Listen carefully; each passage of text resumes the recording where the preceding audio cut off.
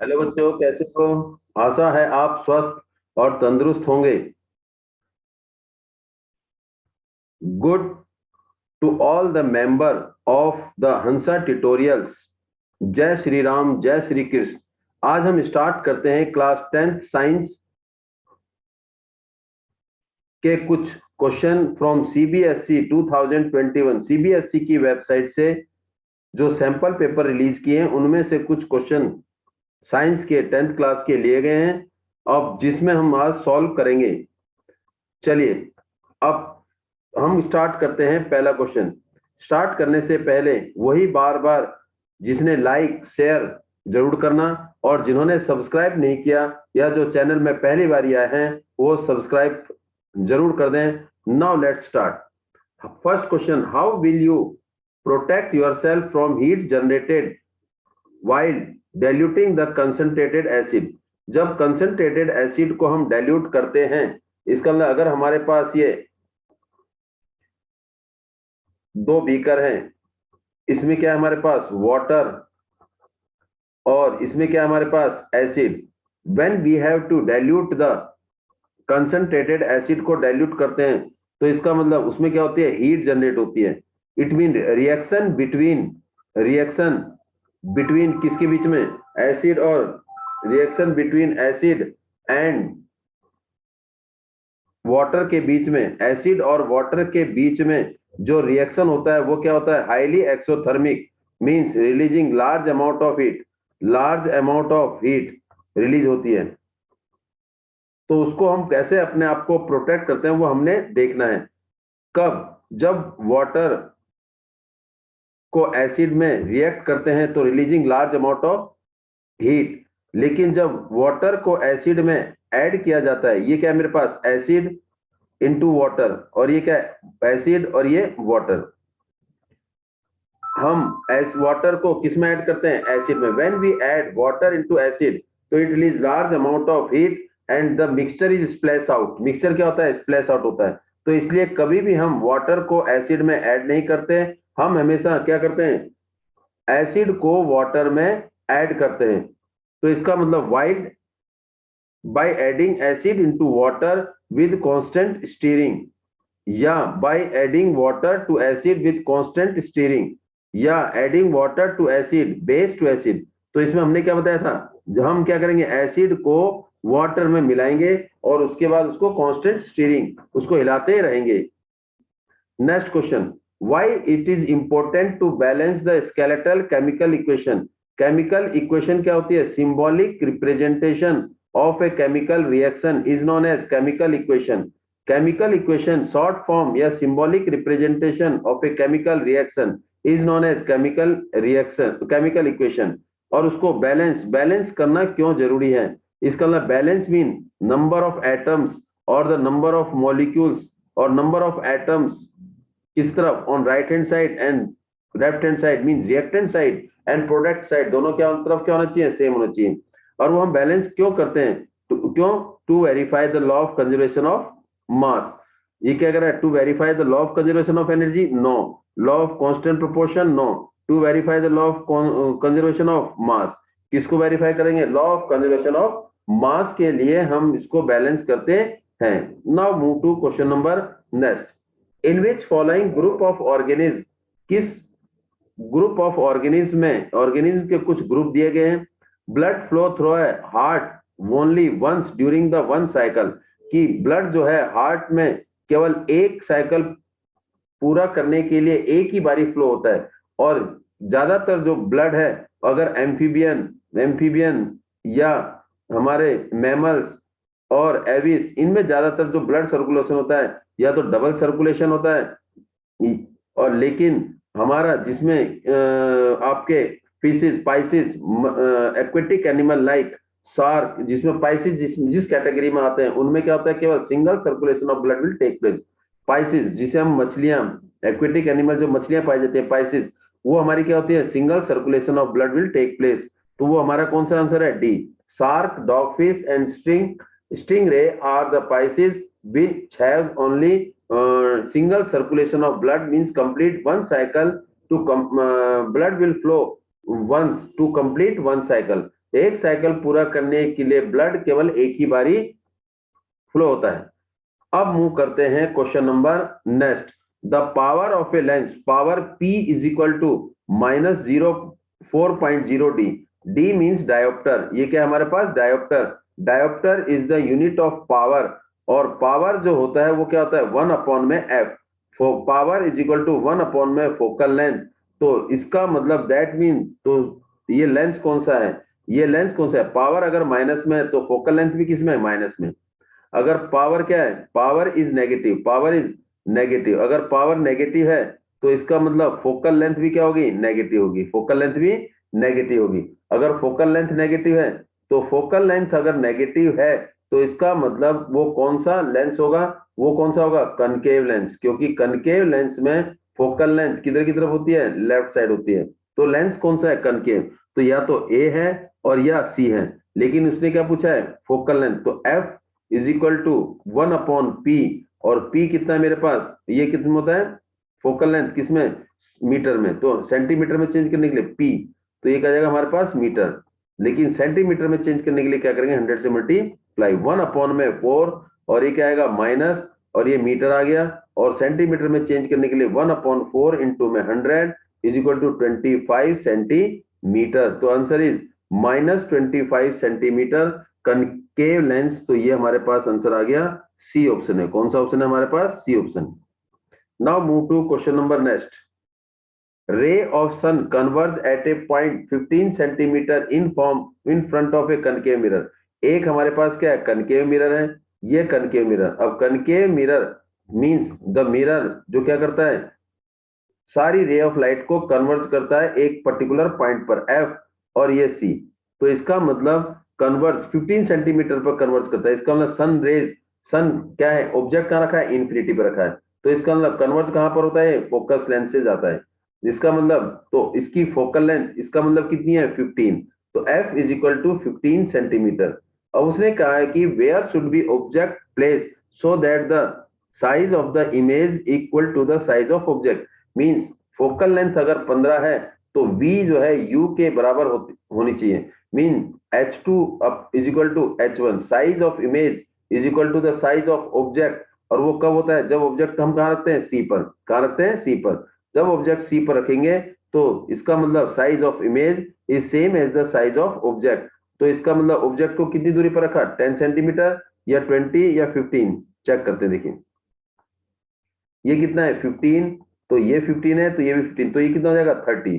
कहाँ हो जाएगा, 30 सेंटीमीटर। तो इसका मतलब ऑब्जेक्ट को कहाँ रखेंगे, सी पर रखेंगे। When object is place at C, when object is place at C, then the b equal to u और h2 is equal to h1। तो सी की पोजीशन पोल से कितनी सेंटीमीटर दूरी पर है, 30 सेंटीमीटर की दूरी पर। तो क्या होगा, 3 centimetre in front of the mirror, और 30 सेंटी मोर देन, नहीं, 3 centimetre in front of the mirror. तो हमारा ऑप्शन क्या हो जाएगा, ए हो जाएगा। Now move to question number next. In which following group of organism, इनमें से कौन सा ग्रुप ऑफ ऑर्गेनिज्म है जिसमें food material is break down outside the body and absorb. जो फूड जो है ब्रेक डाउन होता है बॉडी से बाहर और वो एब्जॉर्ब होता है, वो ज्यादातर किसमें होता है, सेप्रोफाइट में। किसमें होता है, सेप्रोफाइट में। तो saprophyte is the group of organisms in which the organism obtain their food from outside the body and absorb, means depend on dead and decay। तो saprophyte इसमें कौन सा है, mushroom, green plant, amoeba, no, yeast, mushroom, bread, mould. कौन सा है, B option है। कौन सा है, बी। ईस्ट, मशरूम और bread mould are the organisms which obtain their food from outside। If the real image of a candle is formed by a lens is 3 times, इसका मतलब इमेज जो है real है, इमेज क्या है हमारे पास, real, image real है, और कितनी बन रही है, 3 टाइम। मीन्स इसका मतलब h2 height of image upon में h1 height of object is 3 time the size of the flame. Means 3 time है तो क्या होगा, 3, और ये क्या जाएगा, माइनस, इसका मतलब मैग्निफिकेशन इज इक्वल टू -3। क्यों, क्योंकि जो इमेज है वो ऑब्जेक्ट से 3 गुना ज्यादा है और इमेज रियल बन रही है, इसलिए m क्या हो जाएगा, -3। तो h2 अपॉन में h1 इज इक्वल टू -3, और हमें पता है m is equal to h2 upon में h1 is equal to v upon में u, और ये क्या है, लेंस लेंस में प्लस आता है। और and the distance between the lens and the image, lens और इमेज के बीच का डिस्टेंस, अगर मान लो ये हमारे पास क्या है, लेंस है और रियल इमेज बन रही है, रियल इमेज क्या बनती है, टू द राइट साइड, कहाँ बनी है, राइट साइड, तो ये हमारी इमेज राइट साइड बनी, तो रियल बनी, तो इसका मतलब इन्वर्टेड, तो इसका मतलब ये हमारे पास क्या है, इसका मतलब लेंस का इमेज से डिस्टेंस कितना है, 80 सेंटीमीटर, तो ये हमारा क्या हो जाएगा, v is equal to 80 centimetre, और ये किस में आएगा, प्लस में आएगा, किस में आएगा, प्लस में, और m कितना है हमारे पास, -3, तो what the distance should the candle be placed from the lens, lens से कितनी दूरी पर उस कैंडल को रखा जाए, तो हमने क्या निकालना है, u निकालना है, क्या निकालना है, u, तो m is equal to v upon में u, m is equal to -3, v कितना है 80, v is equal to 80 upon में u, cross multiply -3u is equal to 80, तो u is equal to 80 upon में 3, और ये साइन किसका, माइनस का, सेंटीमीटर, तो इसका मतलब ऑब्जेक्ट को 80 अपॉन में 3 सेंटीमीटर की दूरी पर रखा जाएगा ऑन द लेफ्ट साइड, तो हमारा आंसर क्या आ गया, डी ऑप्शन है, कौन सा ऑप्शन है, डी। The refractive index of the glass, flint glass, refractive index flint glass का कितना है, 1.65, and that of alcohol, refractive index of alcohol is equal to 1.36 with respect to air. What is the refractive index of the glass flint, means refractive index of glass flint किसके respect में, with respect to किसमें, alcohol, flint with respect to alcohol, तो क्या आएगा आपका, refractive index of glass flint upon में refractive index of alcohol, क्योंकि refractive index directly proportional है, अगर स्पीड होती तो इनवर्सली प्रोपोर्शनल होता था, तो 1.65 अपॉन में 1.36, तो ये आएगा 165 अपॉन में 136, इसको क्या करेंगे, डिवाइड करेंगे, 1.165 को किससे डिवाइड करेंगे, 136 से, तो 1 आएगा, 136, तो ये आएगा 9, और ये 2 और ये 0.2, तो 272, तो कितना आएगा हमारे पास, बी ऑप्शन होगा शायद 8, और ये आएगा 10, तो अप्रोक्सीमेटली कितना है हमारे पास, बी ऑप्शन है 1.21, 1.21 is the refractive index of 4 और ये 3, रिफ्रैक्टिव इंडेक्स ऑफ किसका, फ्लिंट ग्लास का विद रेस्पेक्ट टू एल्कोहल, तो हमारे पास आंसर आ गया 1.21। Move to next question.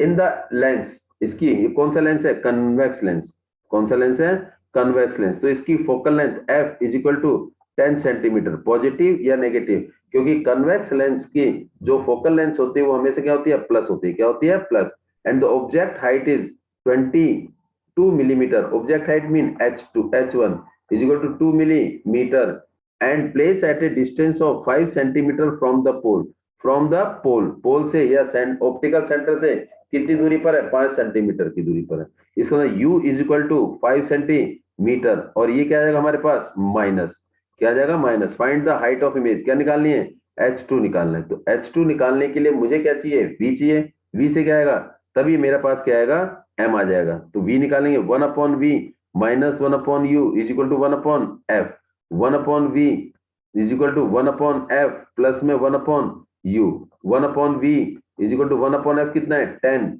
और u कितना है हमारे पास, -5, तो -1 अपॉन 5, तो इसके बाद क्या करेंगे, इसका एलसीएम ले लेंगे, 1 अपॉन v 10 एलसीएम 1 माइनस 2, तो ये क्या आएगा हमारे पास, 1 upon v is equal to -1 upon 10 आ गया, कितना आ गया, 1 अपॉन u, और क्या आ गया, -1 अपॉन 10। इसके बाद आगे सॉल्व करेंगे,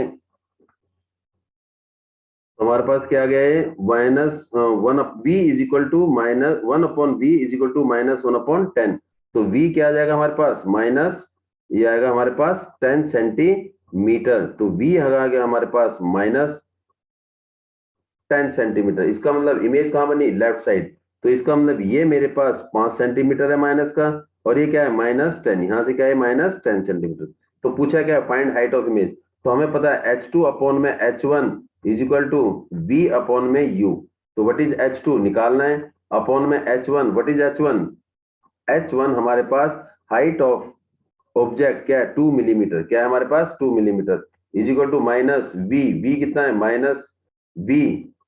-10 अपॉन में u कितना है -5, ये दोनों कट, 5 1 जा 5, 5 2 जा 10, तो H2 अपॉन में 2 is equal to 2 upon 1, cross multiply H2 is equal to 4 centimetre. तो height of image is 4 millimetre, sorry 4 millimetre. तो आंसर इज सी। तो आंसर क्या आ गया हमारे पास? सी ऑप्शन है। नेक्स्ट क्वेश्चन मूव करेंगे। सॉल्ट स्टोरी मींस नमक बनाने का जो पूरी की पूरी कहानी है उसके बारे में थोड़ा सा पॉइंट लिया गया है। The salt pan in Marakkanam is port town about 120 kilometre from the Chennai are the third largest producer of the salt in Tamil Nadu. Tamil Nadu में एक जगह है जो चेन्नई से 120 किलोमीटर की दूरी पर है, मार्कनम, वहां पर क्या है, नमक सबसे ज्यादा मात्रा में प्रोड्यूस किया जाता है। Separation from the water is laborious process and the salt is obtain is used as a raw material or the manufacturer for various sodium compound। ये सेपरेट किया जाता है कहाँ से? फ्रॉम पानी से, सी वाटर से, और ये बड़ा काम आता है आगे सोडियम प्रोडक्ट के, सोडियम कंपाउंड बनाने के। One of the sodium compound क्या है? Sodium hydrogen carbonate mean NaHCO3। जो सॉल्ट है वो किस काम आता है? सोडियम हाइड्रोजन कार्बोनेट, जिसे हम बेकिंग सोडा भी बोलते हैं, यूज इन बेकिंग, जो किसकी तरह काम करता है? Antacid, antacid which reduce the effect of acid and soda fire extinguisher, और आग बुझाने वाले सिलेंडरों में भी ये सोडियम हाइड्रोजन कार्बोनेट यूज होता है। The table show the mass of various compound obtain when 1 litre of sea water is evaporate. जब 1 लीटर समुद्र का पानी इवोपरेट होता है तो हमारे को जो सॉल्ट मिलते हैं उनका जो अमाउंट है, क्वांटिटी है, वो ऐसे मेंशन की गई है। सोडियम क्लोराइड हमें NaCl जो मिलता है 28 ग्राम, जब 1 लीटर सी वाटर क्या किया जाता है? इवोपरेट। मैग्नीशियम क्लोराइड मिलता है MgCl2 8 ग्राम, और मैग्नीशियम सल्फेट MgSO4 मिलता है 6 ग्राम। कैल्शियम सल्फेट जो CaSO4 कैल्शियम सल्फेट जो मिलता है 2 ग्राम। कैल्शियम कार्बोनेट जो क्या है CaCO3 वो मिलता है हमें 4 ग्राम, 1 ग्राम। तो टोटल हमारे पास जो टोटल सॉल्ट की क्वांटिटी है, दोनों सबको मिला दिया जाए तो 45 ग्राम। तो 45 ग्राम में हमें 45 ग्राम में से सोडियम क्लोराइड 28 ग्राम होता है, और मैग्नीशियम क्लोराइड 8 ग्राम होता है, उसमें मैग्नीशियम सल्फेट 6 ग्राम, कैल्शियम सल्फेट 2 ग्राम, और कैल्शियम कार्बोनेट 1 ग्राम हमें सॉल्ट प्राप्त होता है।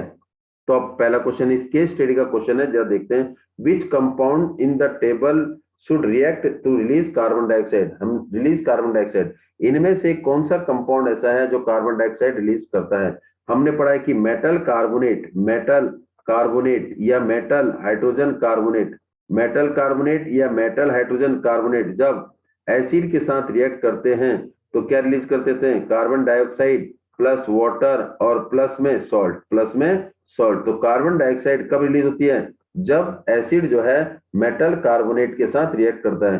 तो इसमें मेटल कार्बोनेट कौन सा है? CaCO3। तो इसका मतलब CaCO3 when react with HCl that gives CaCl2 plus में CO2 प्लस में H2O और बैलेंस डू योर सेल्फ। तो हमारे को कौन सा कंपाउंड है जब हमें कौन सा कार्बन डाइऑक्साइड रिलीज होती है? कैल्शियम कार्बोनेट, सी ऑप्शन है। Next question. How many gram of magnesium sulphate present in 130 gram of solid left evaporation of sea water? जब हम समुद्र के पानी को इवोपरेट करते हैं तो 135 ग्राम, 135 ग्राम जो सॉलिड है तो उसमें कितना मैग्नीशियम सल्फेट ऑब्टेन होता है? जब हमें 45 ग्राम, हमारे पास क्या है, ये हमारे पास क्या है 45 ग्राम, इट इज 45 ग्राम ऑफ क्या है? पूरा सॉल्ट है। तो 45 ग्राम सॉल्ट में ये क्या है हमारे पास? Total salt, total salt, total जितना भी sum of all mass of the all salt which is 45 gram. इसमें हमें मैग्नीशियम सल्फेट कितना मिलता है? मैग्नीशियम सल्फेट मिलता है मेरे को इसमें, ये रहा देखिए, मैग्नीशियम सल्फेट मिलता है हमें 6, इसका मतलब 6, इसमें 6 gram of magnesium sulphate we will obtain from किसमें से? टोटल 48 ग्राम, 45 ग्राम सॉल्ट में 6 ग्राम क्या है? Magnesium sulphate. तो अगर पूछा क्या उसने, अगर कितने ग्राम हो जाए? 135 ग्राम सॉल्ट अगर मिल जाए तो उसमें मैग्नीशियम सल्फेट क्या होगा? हमें पता है कि रेशो क्या होता है? सेम, क्योंकि रेशो क्या होगा? सेम। तो 45 अपॉन में 135 इज इक्वल टू 6 अपॉन में x cross multiply, cross multiply, तो क्या आएगा? 45x is equal to 135 into में 6 तो x is equal to 135 into में 6 अपॉन में 45, 5 9 जा, 5 2 जा, 5 7 जा, 9 9 1 जा 9, 9 3 जा, 3 को 6 से मल्टीप्लाई 18 ग्राम। तो इसका मतलब 18 ग्राम ऑफ मैग्नीशियम सल्फेट हमें मिलेगा अगर 135 ग्राम सॉलिड उसमें बचा है जब हमने सी वाटर को इवोपरेट किया।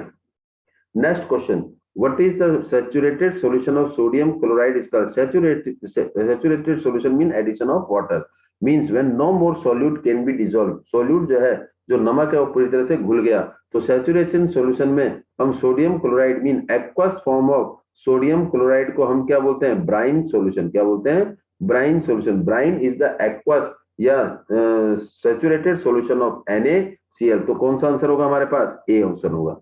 Next, what is the pH of acid used in formation of common salt? Common salt mean NaCl हमारा बना, NaCl जो बना हमारा वो किससे बना, एसिड और बेस से। तो एसिड कौन सा हो गया हमारे पास, Cl मीन्स क्लोराइड एसिड, और बेस कौन सा हो गया, सोडियम वाला। तो इसका NaOH सोडियम, ये बेस है हमारे पास, और बेस को किसके साथ रिएक्ट किया, एसिड मीन HCl, ये क्या है हमारे पास, एसिड है। तो एसिड को बेस के साथ रिएक्ट किया तो सॉल्ट और वाटर बन गया। तो इसने ये पूछा है कि जो हमारे पास जो एसिड यूज किया गया HCl, उसका पीएच कितना होगा, और हमें पता है HCl हमारा क्या है, स्ट्रॉन्ग एसिड। जब स्ट्रॉन्ग एसिड है तो उसका पीएच 1 और या 2 के आसपास होना चाहिए, क्योंकि स्ट्रॉन्ग एसिड का पीएच 1 और 3 के आसपास या 4 के आसपास होता है। तो कौन सा आंसर होगा, 1 2 3, हाँ ये ऑप्शन है। कौन सा है हमारे पास, B option. The answer is, oh sorry A, answer is A. तो इसका आंसर हमारे पास क्या है, ए। और ये इस तरीके से हम पीएच भी निकाल सकते हैं। This was the last question and thanks for watching video. Please like, share, और जिन्होंने सब्सक्राइब नहीं किया please subscribe the channel, please subscribe the channel. Thanks for today to join us. Next video आपको 10th class के mathematics के कुछ question आपको next video में मिल जाएंगे। Thank you for today to join.